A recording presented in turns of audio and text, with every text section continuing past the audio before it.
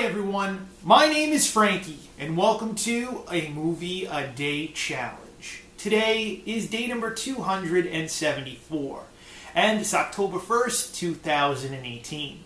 Today I'll be watching the 1957 horror film, The Curse of Frankenstein. Now, in each episode of a Movie a Day Challenge, I pick one film that I've never seen before, and then I take that movie's movie poster and place it to the side of me. I do this because I absolutely have no idea of what the film that I'm about to watch is about. And being that I have absolutely no clue about the film, or what it's about, I feel like I need to draw some type of conclusion of what I think the film may be about, based solely on the movie poster itself. In saying this, let's go ahead and take a look at the 1957 horror film movie poster to The Curse of Frankenstein.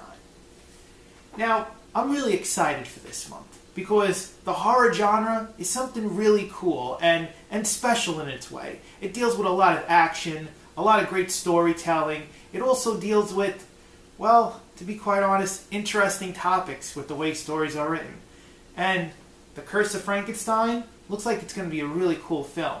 Now, for the opening week of October 2018, we'll be watching some classic Hammer films. The first one being The Curse of Frankenstein. Now, Hammer Films was a company that was in England and made some really cool-looking horror films, mainly based on the classic monsters that everyone loves and enjoys. And this one right here, on Frankenstein, looks quite interesting. I mean, it's basically the head of Frankenstein. Not the one that we're used to seeing from Universal Studios, but this one right here is really a bit grotesque and on the verge of an updated version of what someone would believe Frankenstein would look like. It's cool, and I also like the poster and the writing of the font, and as well as the image of the woman right there.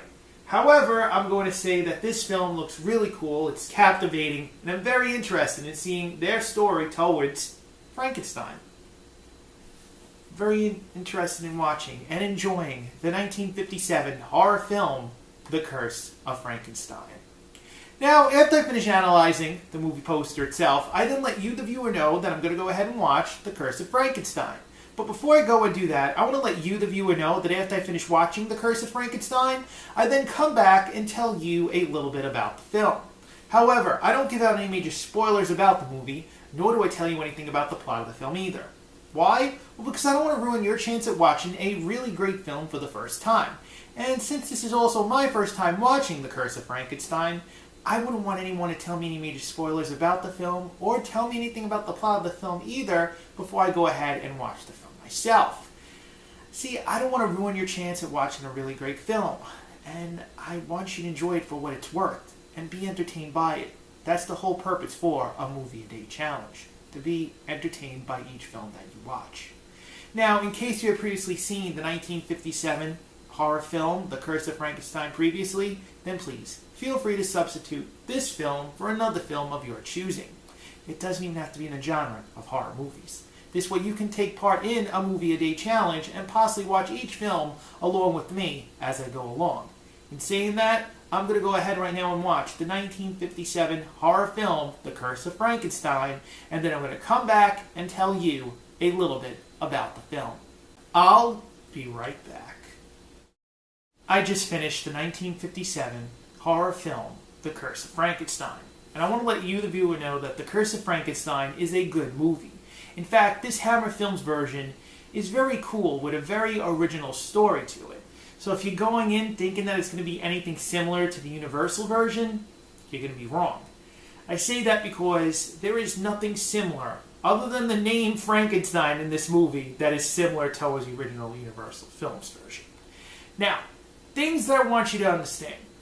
The makeup in this movie, I want to say, is subpar. It's nothing like the Universal Frankenstein version. I think that is far superior in makeup and, design. However, this movie has a great story that is debatable towards it being acceptable towards a horror crowd.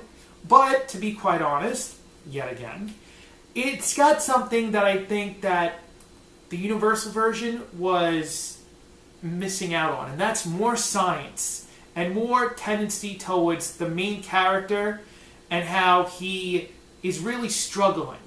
And it gives a more in-depth view of his struggles, rather than just focusing on a monster in any way, which I thought was really cool. Now, I'm going to point this out as well. The death scenes in this movie, there are not a lot. However, I gotta say, seeing one of them is quite cool, and I had to replay it to watch it again. That's how cool that scene is. I'm not going to give it away. But Frankenstein from Universal misses out on that. There's really, you couldn't show death that much. I mean, you got the whole scene with the kid and all, and you know what goes on with the in-person. But with this version, it's like, holy cow, that was cool. Like, I'm trying to be as much as vague as possible because I don't want to give out spoilers.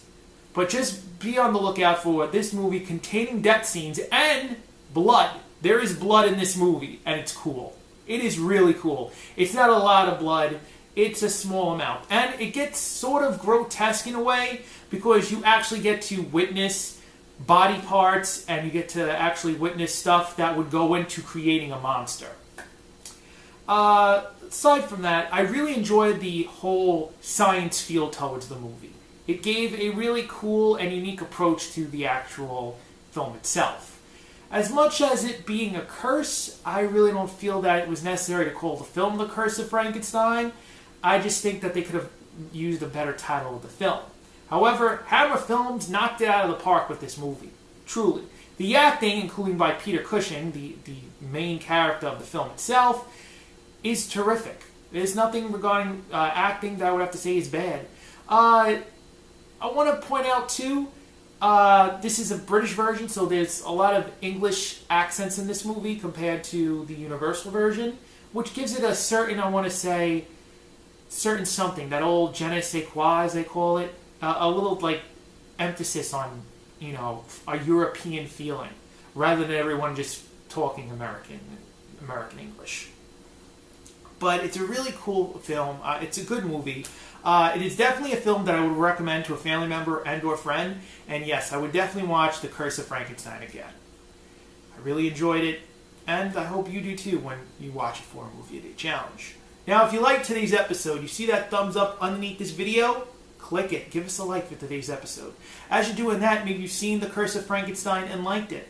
Maybe you've seen it and you didn't like it. Maybe you're interested in watching the film. You're going to go ahead and watch the film and then come back and tell me a little bit about it. Well, whichever the three may be, please tell me in the comment box down below. Right down there. And as you're doing that, you see that word subscribe underneath this video? Click it. Subscribe to A Movie a Day Challenge. Now, ladies and gentlemen, tomorrow is day number 275 of A Movie a Day Challenge. And I'll be watching the 1958 horror film, The Horror of Dracula. My name is Frankie. I will be here tomorrow for day number 275 and the 1958 horror film, The Horror of Dracula. I will see you tomorrow.